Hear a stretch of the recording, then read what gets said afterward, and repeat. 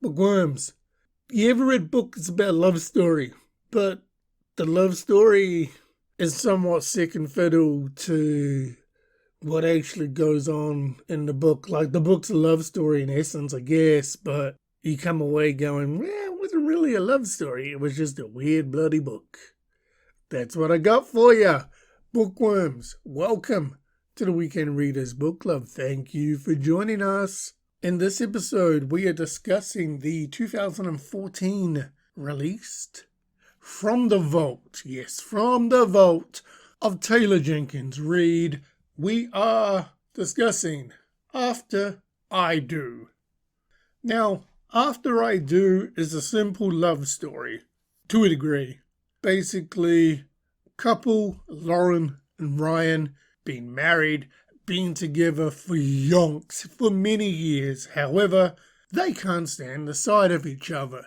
Every word out of their mouth is negative, and their way of communicating with one another is no communication or complete chaos and arguments. So, as you can tell, makes for an unhealthy relationship.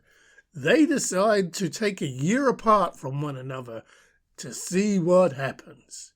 And we follow mainly Lauren on this journey on how her life changes for the year that she is apart from her husband. While not separated, there's no guarantee she's going to get back. But it's a love story, so yeah. We get bits and pieces of Ryan's story throughout.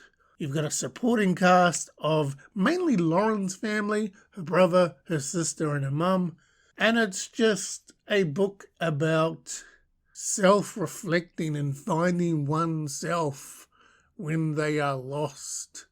So, I have just finished After I Do by Taylor Jenkins Reid. Here is my thought. Okay, as a story, I enjoyed it in the sense of the writing, it flowed, easy to read, easy to follow, kept me entertained throughout the 4 or 5 parts that this book had. Really enjoyed the layout of the book for Taylor Jenkins Reid. Now, again, I've read Malibu Rising by Taylor Jenkins Reid. While the subject matter is different, the free-flowing format of the writing and the ease on which it is to engross yourself as a reader into the character, very well done. Like, hats off to Taylor Jenkins Reid for this. So, if you're looking for a love story book where it's easy to read and it's, the plot points and the character development's great, it's on point, you get the happily ever after books for you.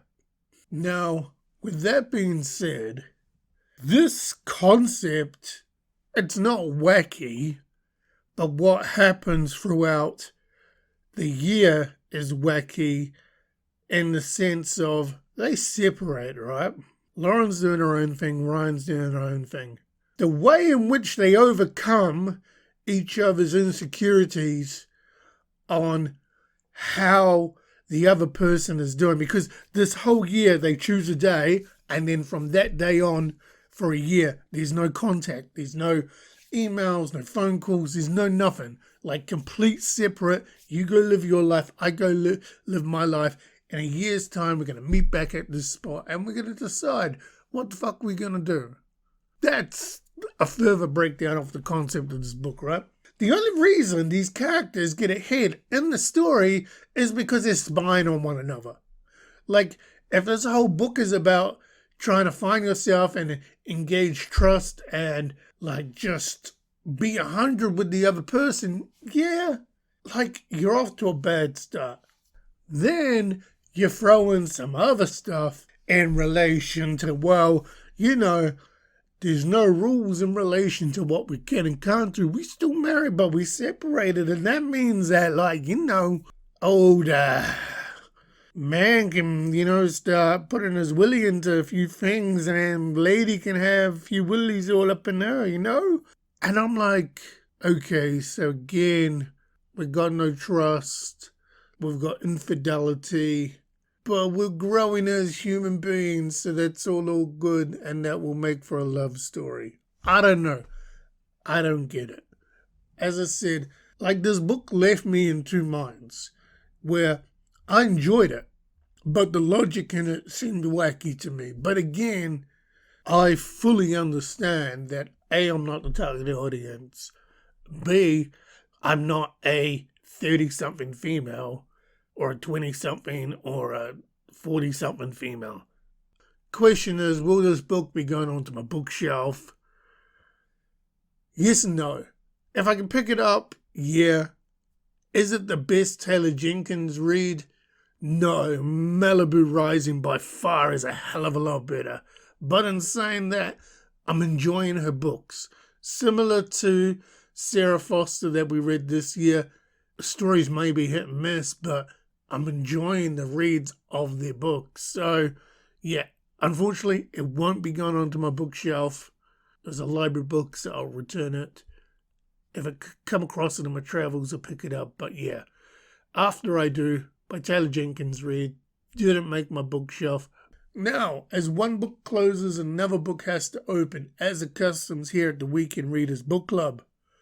And Bookworms, we are heading into December. Yes, the month of holidays, eggnog, and a whole lot of fun. So, with that being said, our next read is going to be a lot of fun. Bookworms, we can confirm that the next read for the Weekend Readers Book Club is Choose Your Own Apocalypse with Kim Jong-un and Friends by Rob Sears. Yes, it's a spoof book. It's a spoof Choose Your Own Adventure book starring Kim Jong-un, Putin, and Trump. They're the three on the cover. There's also aliens and a pterodactyl. So who bloody knows? Choose Your Own Adventure. We're going to have a little fun. The next read, Choose Your Own Apocalypse with Kim Jong-un and Friends by Rob Sears. Never, ever read anything by Rob Sears. I can't remember the last time I read a Choose Your Own Adventure book. It may have been like 30 years ago. I don't know. But hey, we're going to have a lot of fun. That is the next read for the Weekend Readers Book Club.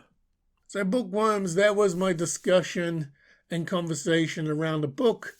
Mixed feelings about Taylor Jenkins Reid's After I Do. A love story, hit and miss for me. You may enjoy it. Who knows?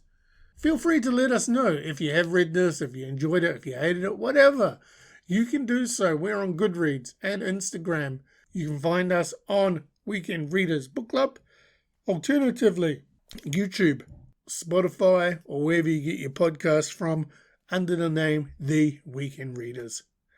Until next time, thank you again for joining us. And Bookworms, happy reading as we go into the holiday season.